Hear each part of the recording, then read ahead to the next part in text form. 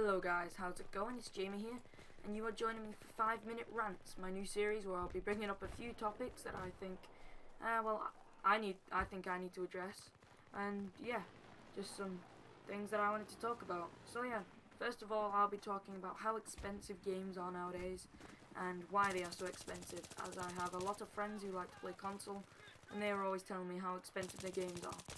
So yeah.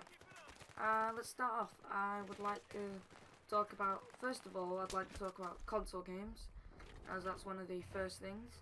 And the very reason console games are a lot more expensive than PC games is, first of all, when you go to buy a console game, for example, you usually buy them in store, whereas nowadays, you usually buy a lot of PC games online, which is, well, I'll tell you why that makes such a big difference is, well, let's say you go to buy a console game, and in a retailer shop, and let's say let's say you're gonna get Black Ops 2, and it's around $42.99, and yeah, so if you go in there and buy Black Ops 2 for $42.99, the retailer only keeps around 20% of the money he makes from that, so that's why they're having to charge so much. And the rest has to go to paying taxes, wages for the people who are working there, and bills to keep the whole store running. So yeah, that's where that money goes, and that can cost quite a lot of money. But also, if we're talking about Xbox Live games on the Xbox Arcade, it is very expensive for actually Xbox Live Arcade games and AAA titles like Black Ops 2, for example.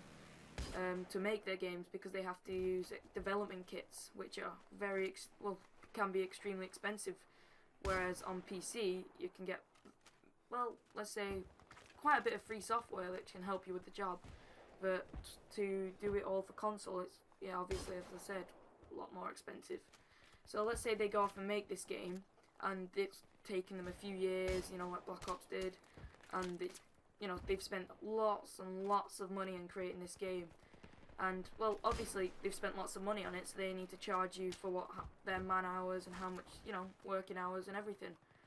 And the way this works is, if it's on Xbox Live Arcade, they'll have to pay the manufacturer, such as Microsoft, Wii, PlayStation. They'll have to pay them around £6 as like a royalty to let them put this on their product if it's on Xbox Live Arcade, which can be quite a bit if it's like a cheap, Xbox Live Arcade game. And the reason they also charge so much for console games is because you can't really pirate them like you can on PC. Like, if you go on PC, there's sites like the Pirate Bay, Skid Row, Torrents. There's just loads of sites where you can pirate these games for free. So, they have to lower the price to avoid people from pirating. However, on console, obviously there's hardly any way to pirate games, so they can just keep charging you money because they know you're going to buy it. And yeah, so, oh yeah, here we go. And Xbox Live Arcade games pay 35 to 75% to Microsoft, so the maker of the game, the development group, might only get £2 to £5, which is, I think, pretty ridiculous.